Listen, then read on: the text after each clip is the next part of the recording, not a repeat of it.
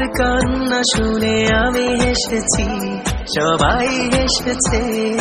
তোর আগমনে আমার ধরা ধামে খুশির জোয়ারে বন্যায় ভেসেছে।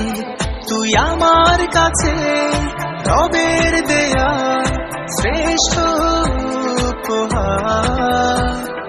তুই আমাদের অমূল্য রতন, আদরের মণিহার। সব বাবারা যেমন ঠিক মায়েরা তেমন, তারা ভালোবেসে বুকে আগলে রাখে।